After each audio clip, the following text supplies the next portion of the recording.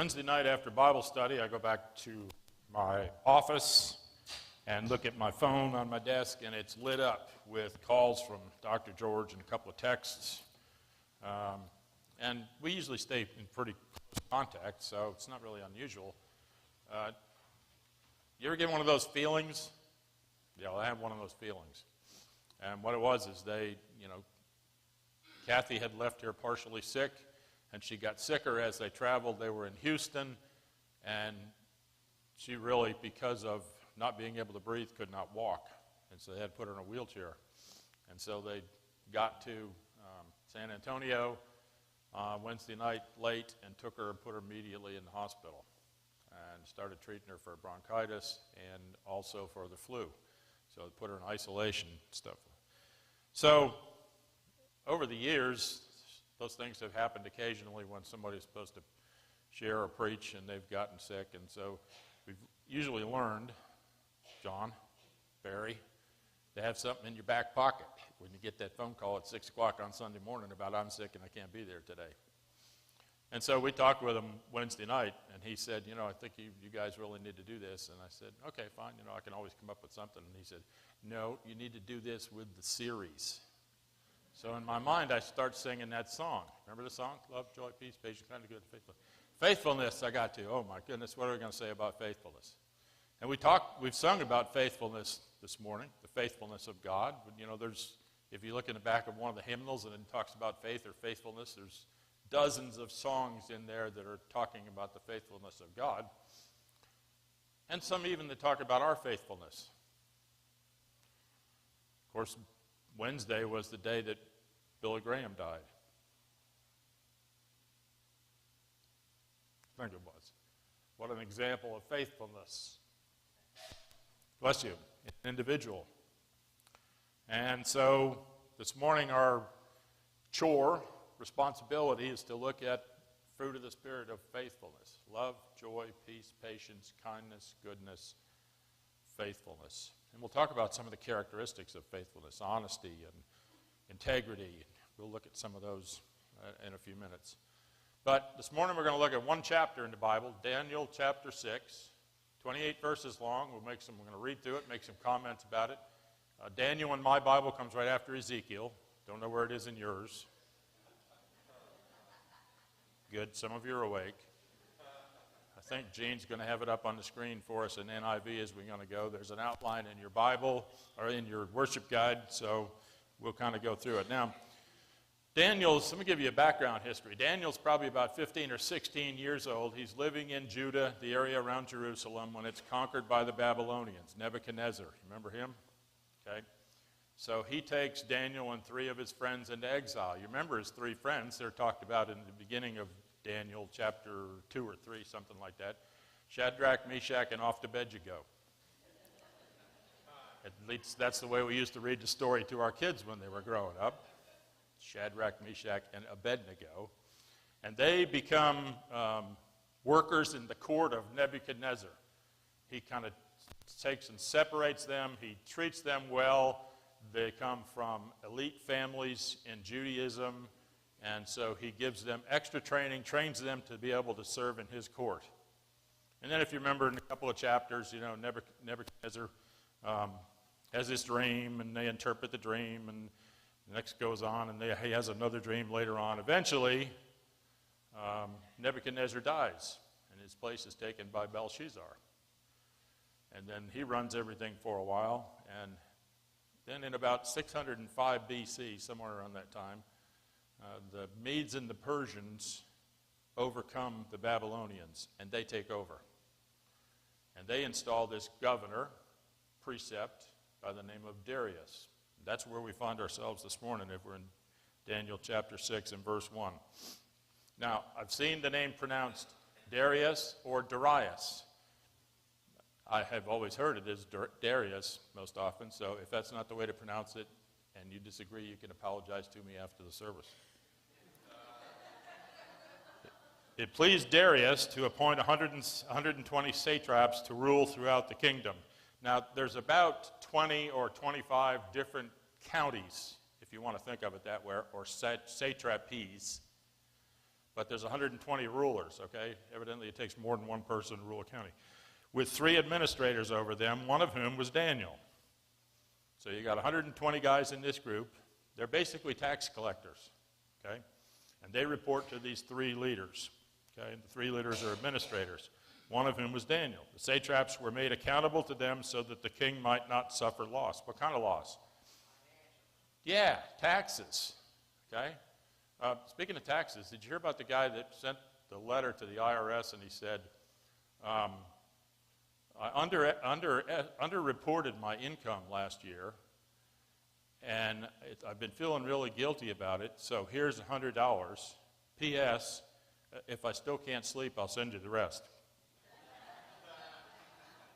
So Daniel distinguished himself among the administrators and satraps by his exceptional qualities. Look at the characteristics of Daniel that the king planned to set over the whole kingdom. So Darius decides he's going to pick Daniel, who's been well trained.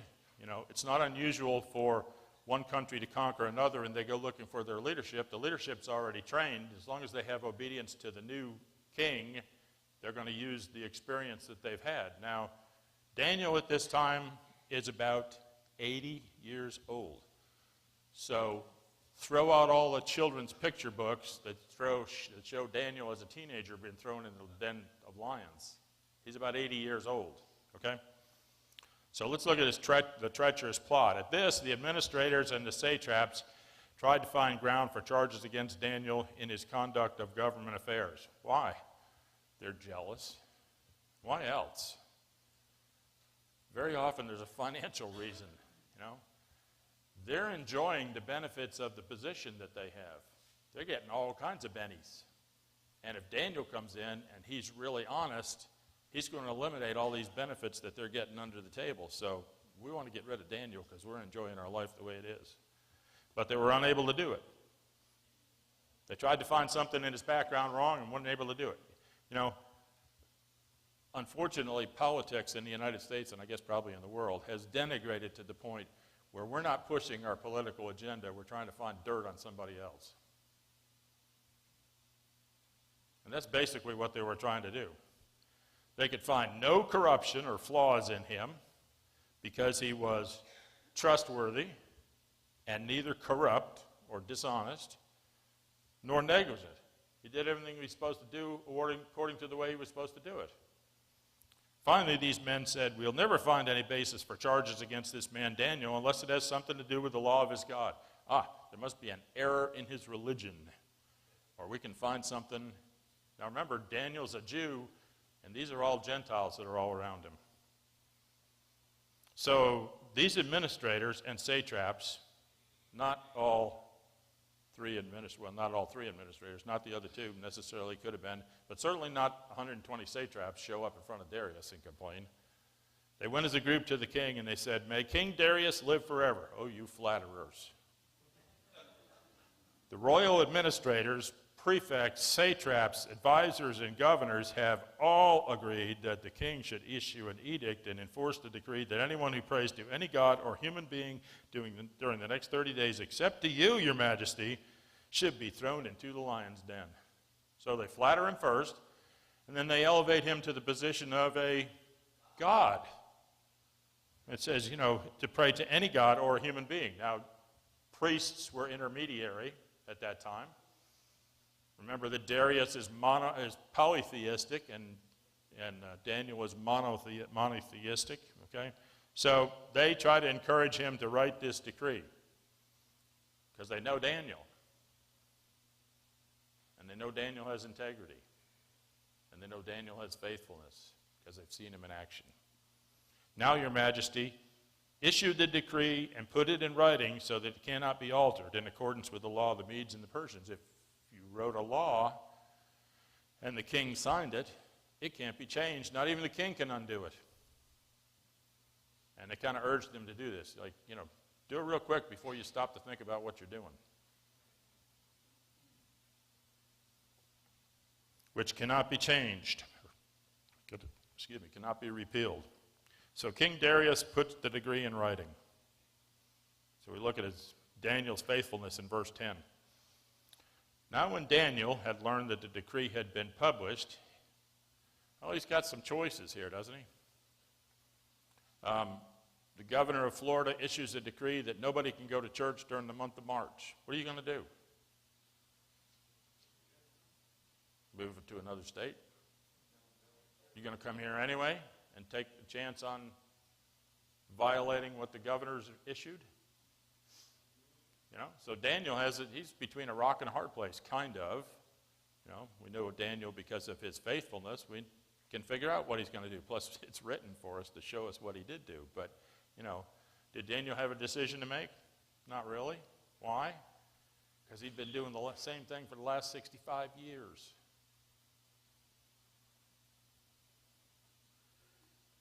Three times a day, Daniel learned a decree had been published. He went home to his upstairs room where the windows opened towards Jerusalem. If you remember the dedication of the temple by Solomon in 1 Kings chapter 8, he talks about the prayers being offered towards the temple. Okay, but this is 600 BC, okay? The temple's been destroyed, 15, 20 years, 50 years or something like that. Previous to this, during the Babylonian captivity, the temple's not really there, no, but it still represents the presence of God. And so when they prayed towards Jerusalem. 3 times a day he got down on his knees and prayed, giving thanks to God, just as he had done before.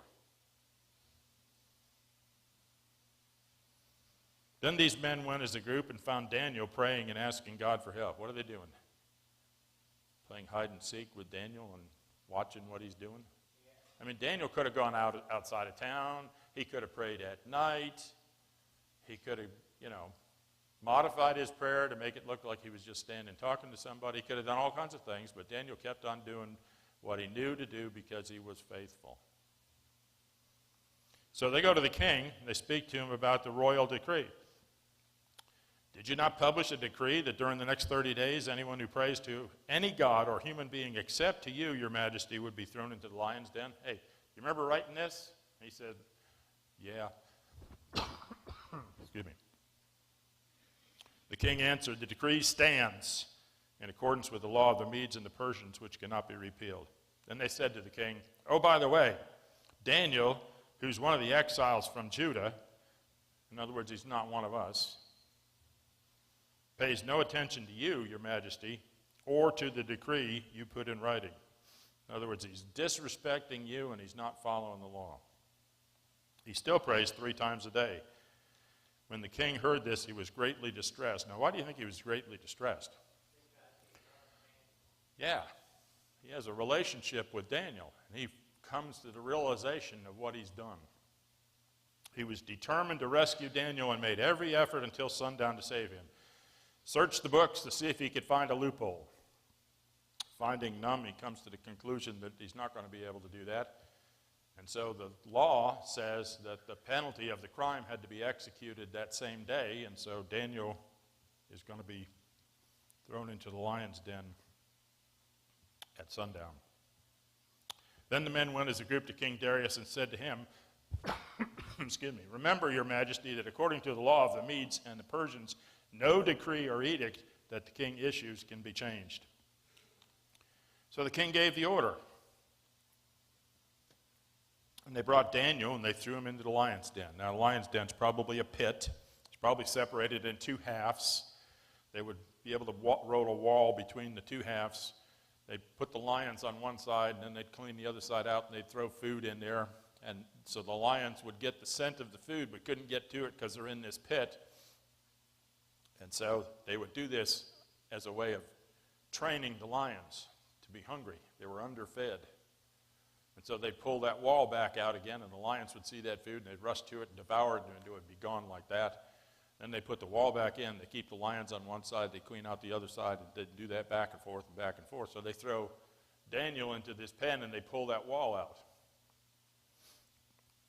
A stone was brought and placed over the mouth of the den, and the king sealed it with his own signet ring and with the rings of the nobles so that Daniel's situation might not be changed. He didn't want any outside influence, somebody trying to come and rescue Daniel, or somebody trying to interfere with what's going on with Daniel. Then the king returned to his palace and spent the night without eating and without any entertainment being brought to him, and he could not sleep. At first light of dawn, the king got up and hurried to the lion's den. When he came near the den, he called out to Daniel in an anguished voice, "Daniel, servant of the living God, has your God, whom you serve continually, been able to rescue you from the lions?" Living God. When you see that in Scripture, pay particular attention to it. We've been studying through the book of Acts, and Paul is in Athens and with all these idols, and one idol dedicated to an unknown God. And Paul talks to him and said, you don't need to be worshiping those idols or that unknown God.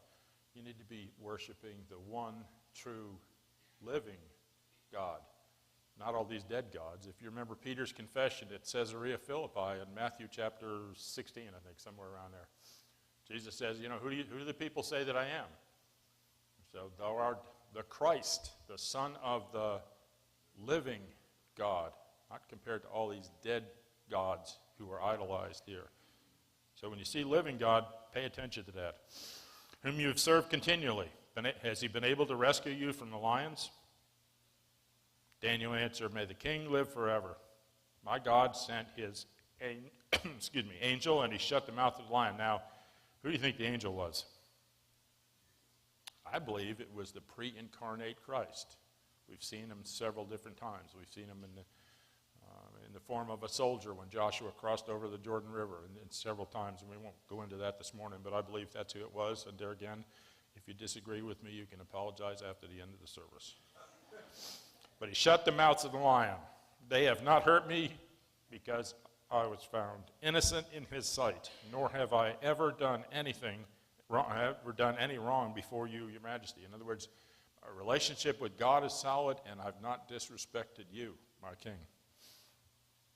The king was overjoyed and gave orders to lift Daniel out of the den. And when Daniel was lifted out of the den, no wound was found on him, because he had trusted in God. If you remember the story earlier about Shadrach, Meshach, and Abednego in their fiery furnace, when they pulled them out, their clothes weren't smoky smelling, their hair wasn't singed, nothing had touched them because of the protection of God and the faithfulness of God. So look at the results in verse 24. At the king's command, the men who had falsely accused Daniel were brought in and thrown into the lion's den along with their wives and children. Seems like unusual punishment to punish the wives and the children, but you're pretty much eliminating family revenge in that situation. And so that's the way it was done in the Mideast. And before they reached the floor of the den, the lions overpowered them and crushed all their bones. And then King Darius wrote in verse 25, to all the nations and the peoples of every language on the earth. Probably about 2 million people in the Medes and Persians territory. Here's what he writes. May you prosper greatly. I issue a decree that in every part of my kingdom, people must fear and reverence the God of Daniel. For he is the living God, and he endures forever. His kingdom will not be destroyed. His dominion will never end. He rescues and he saves. He performs signs and wonders in the heavens and on the earth. He has rescued Daniel from the power of the lions. So Daniel prospered during the reign of Darius and the reign of Cyrus the Persian, and we know eventually, if you study that part of history, that the Jews were allowed to go back to Jerusalem and rebuild Jerusalem. So let's look at some characteristics real quick.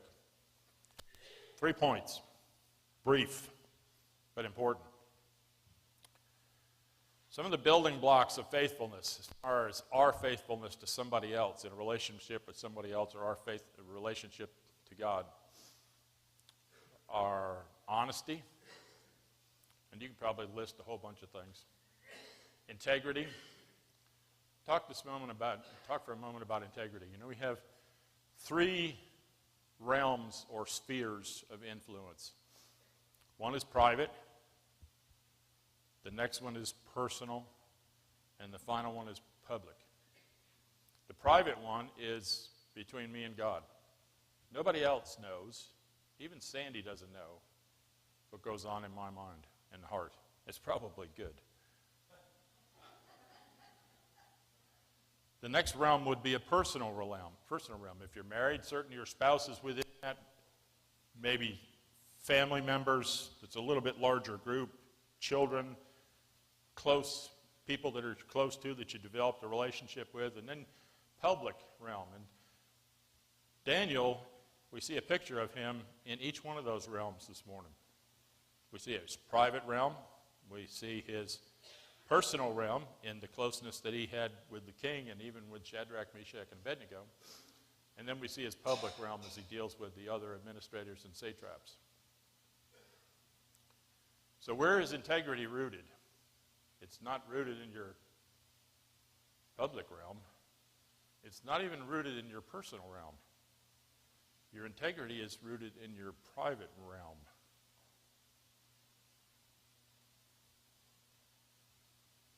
Now, I've told folks before as I've sat down and counseled with some of them, you need to know what your foundation is so that when a circumstance comes upon you, you don't have such a difficulty making a decision.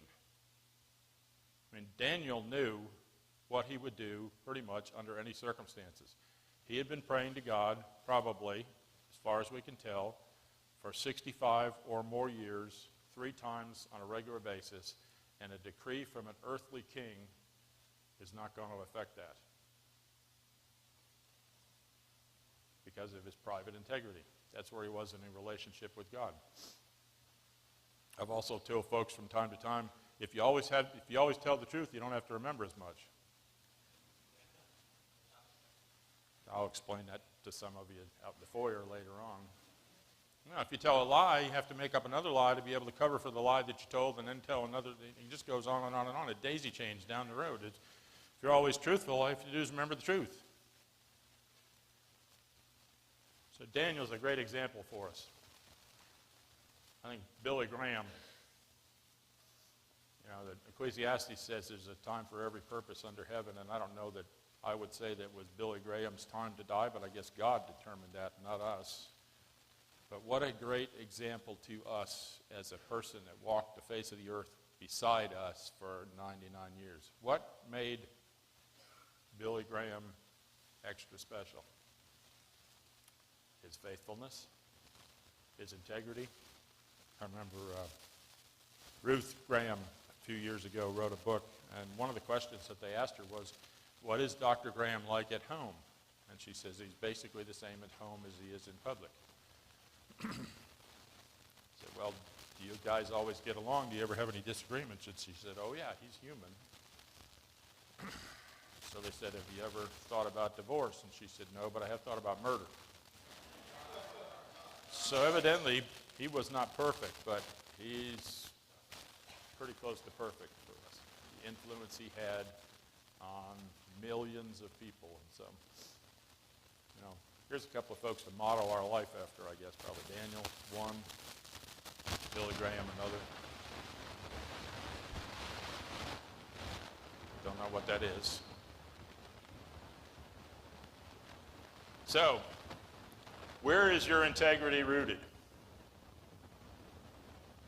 Is it rooted in your public life or your personal life? Or is it properly rooted in your private life? Know what you believe. Know what you stand for before the time comes for those things to be challenged. I mean, when I asked the facetious question about if the governor said we couldn't go to church for a month, most of you responded, I'd be right here anyway.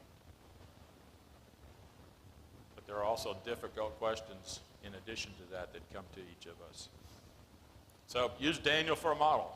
God is faithful. We've sung about that. The praise team sang several songs about it. You can look in a hymnal and look about the faithfulness of God towards us. But we have an opportunity to be faithful to him too, because it is the 7th fruit of the Spirit. Let's pray.